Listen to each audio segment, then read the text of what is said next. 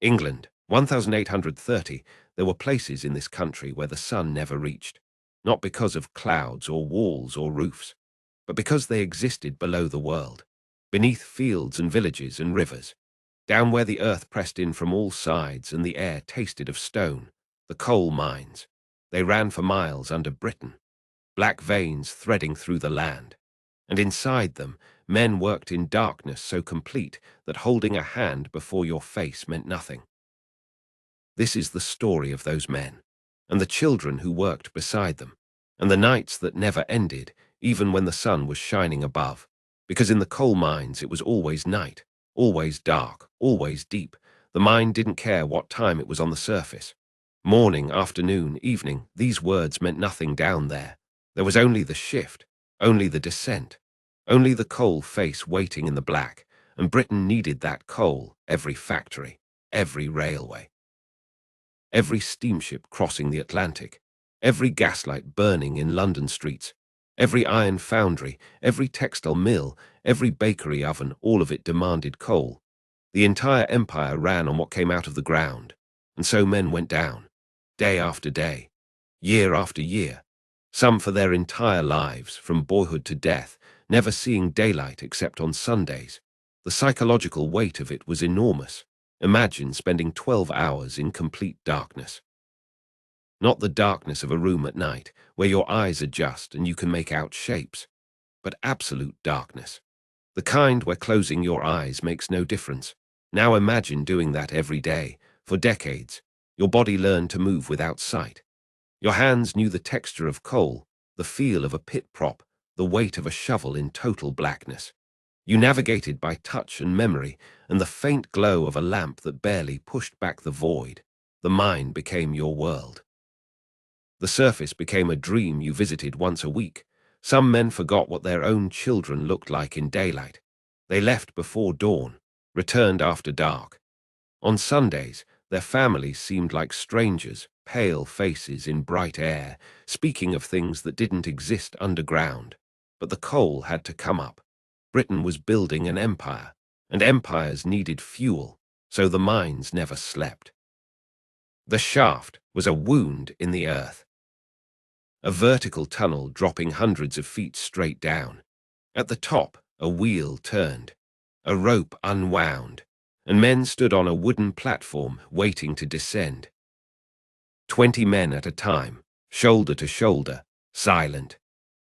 They checked their lamps one last time, small flames flickering behind glass. These flames were everything: light, warning, life. Then the signal, a bell rang, the platform lurched. And they dropped. Not slowly, not gently, the descent was fast, stomach dropping. The walls of the shaft flew past in darkness. You couldn't see them, but you felt them, heard them, the rush of displaced air, the scrape of the rope against stone. Down, down, down. Some men closed their eyes. Others kept them open, staring into the nothing. It made no difference. The air changed as they descended. Colder at first, then warmer, wetter, heavy. It pressed against your face like a damp cloth. You could taste it, mineral, ancient, slightly sweet with gas. 300 feet, 400, 500. The platform jolted to a stop. They'd arrived. The main tunnel stretched in both directions, disappearing into blackness. The ceiling was low, 6 feet at most. Taller men walked bent. The walls glistened with moisture. Water dripped constantly, pooling in the worn floor, soaking through boots. The smell hit you. Coal dust, human sweat, horse dung from the ponies that pulled carts through the tunnels, oil from the lamps, stale air that had been breathed 1,000 times, and underneath it all the smell of earth, of being inside the world's body. The heat came next. Down here the earth was warm, not pleasantly, oppressively. The deeper you went, the worse it got. Some seams were 1,000 feet down, where the temperature reached 90 degrees. Men worked stripped to the waist, sweat pouring off them, drinking water by the gallon just to survive their shift. And it was loud. The constant drip of water, the creak of timber supports, the distant thud of picks on coal, the rattle of carts, the heavy breathing of men and horses, shouts echoing from invisible tunnels, the groan of the earth itself, settling, shifting, always moving. This was where they would spend the next 12 hours. In heat, in darkness, in air that made your lungs work harder with every breath. The men dispersed, each to his section, each to his coal face, the wall where coal waited to be broken free. They walked through tunnels so narrow their shoulders brushed both sides. So low they crawled on hands and knees, miles of tunnel, branches off branches off branches, a labyrinth in the dark. One miner described it years later. He said, "Going down that shaft was like being swallowed. The mine had a mouth, and it ate you every morning, and if you were lucky, it spat you back out at night." Not everyone was lucky.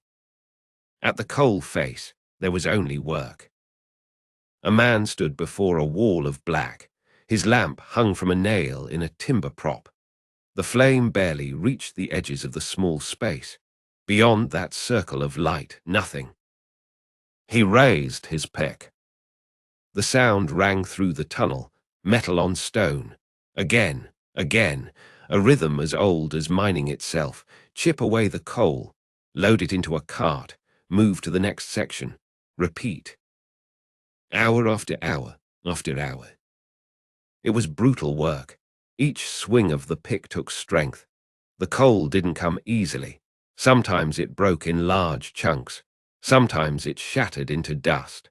Sometimes it barely cracked at all, and you hit the same spot 50 times before anything moved. Your arms burned. Your back screamed. Your hands blistered, then bled, then calloused so thick the skin felt like leather. And you worked bent over, or on your knees, or lying on your side in spaces too small to sit upright. Some seams were only 2 feet tall. Men lay on their backs and hacked at coal above their faces, hoping it wouldn't all come down at once. The dust was everywhere. In your nose, your mouth, your lungs, every breath coated your throat with black. You coughed constantly. Everyone did, a wet, rattling cough that echoed through the tunnels. Some men coughed so hard they vomited, others coughed blood. But you didn't stop working. Because the coal had a quota, and if you didn't meet it, you didn't get paid. Simple as that. So you kept swinging the pick, kept loading the cart, kept moving even when your body begged to stop. And you stayed alert. Because the mine wanted to kill you. Gas was the invisible killer. Fire damp, they called it, methane seeping from coal seams, odorless, invisible, and explosive. A miner's lamp was his warning system.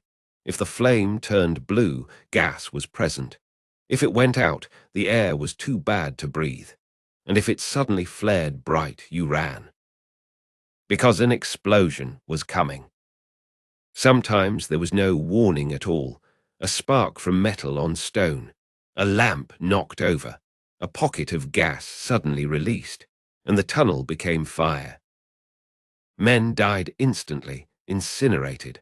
Others suffocated as the blast consumed all the oxygen. The lucky ones were far enough away to only feel the shockwave, the heat, the pressure wave that popped eardrums and knocked them flat. Then came the silence and the darkness, because every lamp had been blown out. And you had to find your way out in complete blackness, through smoke and dust, past bodies and burning timbers, hoping the tunnel hadn't collapsed behind you. Explosions weren't the only danger. Cave-ins happened regularly. The weight of the earth above was immense. Thousands of tons pressing down on wooden props and pillars of coal left standing to support the roof. Sometimes a prop cracked. Sometimes a pillar gave way. Sometimes the earth just decided to move. And the roof came down. If you heard it, the crack, the groan, the shifting stone, you ran. Didn't look back. Didn't help others. You ran because you had seconds. The sound was like thunder underground, a roar that filled every tunnel. And then the dust cloud, choking and blinding, rolling through the mine like a wave. When it settled, you checked who was missing. Sometimes they could dig them out. Sometimes they couldn't. Sometimes they didn't try. The tunnel was sealed, and the men inside became part of the mine forever. One miner's widow said, "We never saw his body. The earth took him and wouldn't give him back." But the next day, the mine opened again. Because Britain needed coal. And coal required men willing to die for it. The smallest miners were 8 years old. Children, boys mostly, though girls worked underground too in the early decades. Children who should have been playing in fields or learning to read.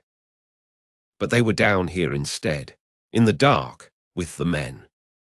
They called them trappers. A trapper sat alone in the darkness beside a wooden door that controlled airflow through the tunnels. When a coal cart approached, the trapper pulled a rope to open the door. The cart passed through. The door closed. That was the job, hour after hour, in complete darkness, alone. The trappers were given a lamp sometimes, but lamp oil cost money, and children didn't earn much, so often they sat in blackness, just sat there, for 12 hours, in silence, in dark so absolute they couldn't see their own hands. Some were as young as 5 years old. They sat there and waited for the sound of cartwheels. That was their only human contact. A few seconds while the cart passed, then darkness and silence again. Imagine being 8 years old and spending your entire day in total sensory deprivation. No light. No sound except distant dripping water and your own breathing. Nothing to do. Nowhere to go. Just sit in the dark and wait for your shift to end. Some children went mad from it. Others fell asleep and were beaten awake by supervisors. A few simply disappeared, wandered off into side tunnels, and were never found. One trapper, interviewed decades later, said, "I thought I'd been forgotten. I thought I'd died and gone to hell, and hell was sitting alone in the dark forever." Older children worked as harriers or pushers. They pulled or pushed coal carts through the tunnels, heavy iron carts loaded with coal, weighing hundreds of pounds. The tunnels were too low for horses in many sections, so children did the work instead. They wore a belt around their waist with a chain attached. The chain hooked to the cart, and they crawled, on hands and knees through tunnels 2 feet high, pulling a cart behind them, coal scraping over stone, chains digging into their skin. Back and forth, a quarter-mile each trip, sometimes more, dozens of trips per shift. The belt left permanent scars, deep grooves in the flesh where the chain had rubbed for years. Some children's spines curved from crawling bent over. Others developed leg deformities from never standing upright for months at a time. There were no breaks, no water brought to you. If you stopped to rest, you were beaten. If you collapsed, you were dragged aside and replaced. Girls did this work too, stripped to the waist like the boys because of the heat, crawling through darkness, chains around their waists. The few reports that emerged shocked Victorian society. Women and children, naked to the waist, working like animals underground. Parliament eventually passed laws.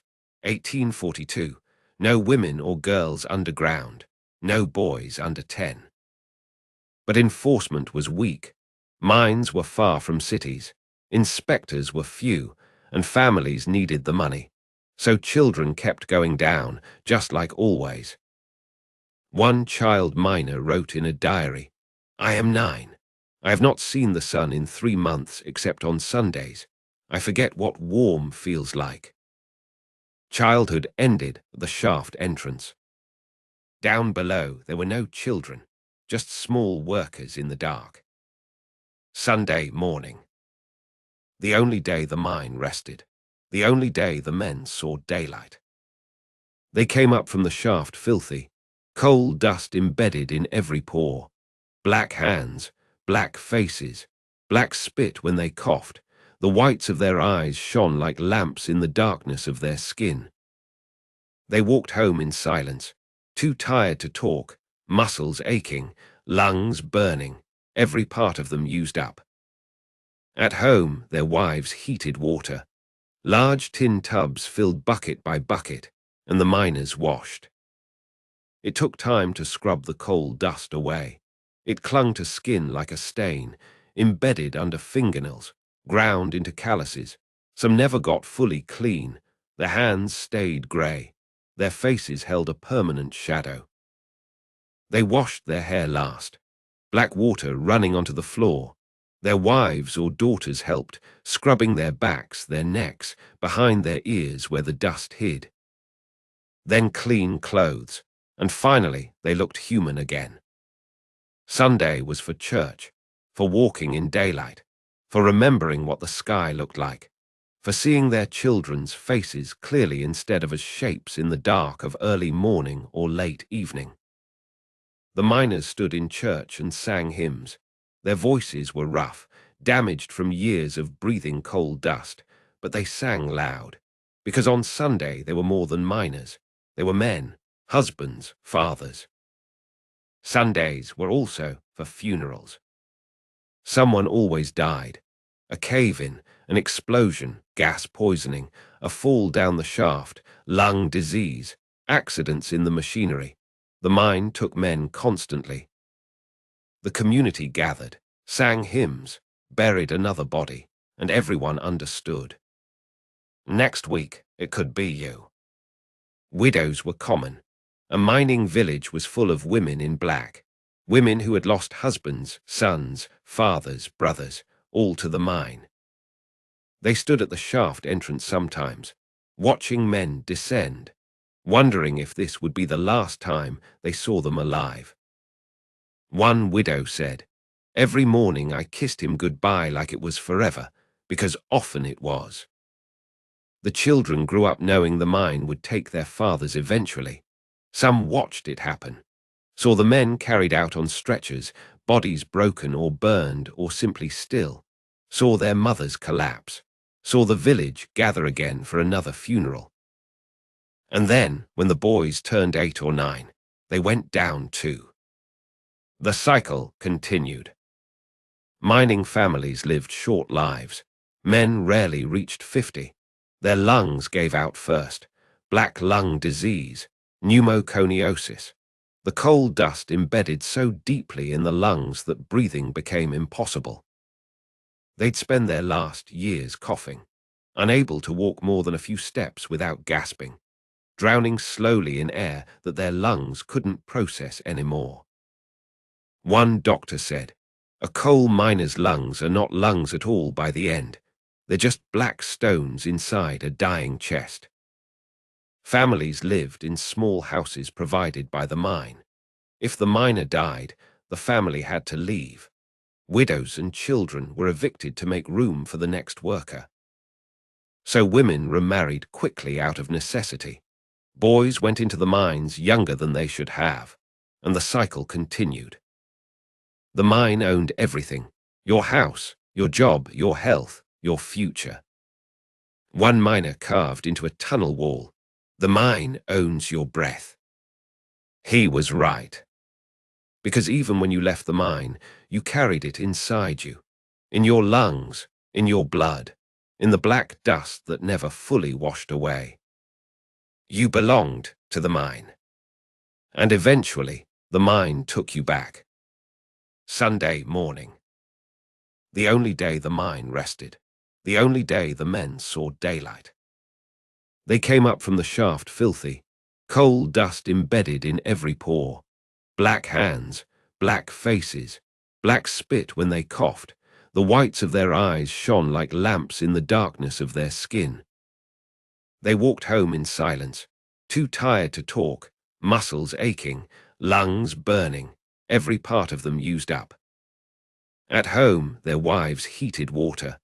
Large tin tubs filled bucket by bucket, and the miners washed. It took time to scrub the coal dust away. It clung to skin like a stain, embedded under fingernails, ground into calluses.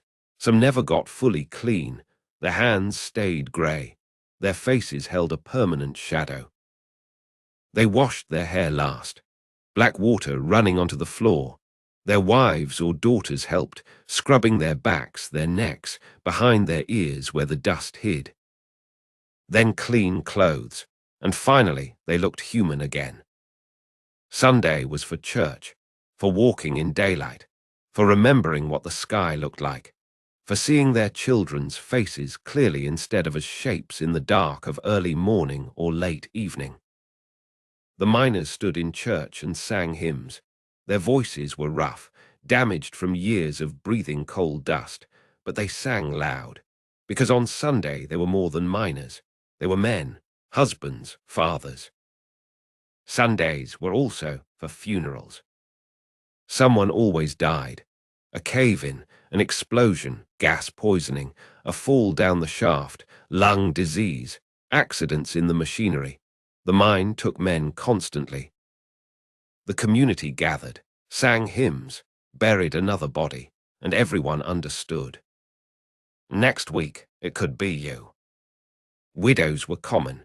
A mining village was full of women in black, women who had lost husbands, sons, fathers, brothers, all to the mine.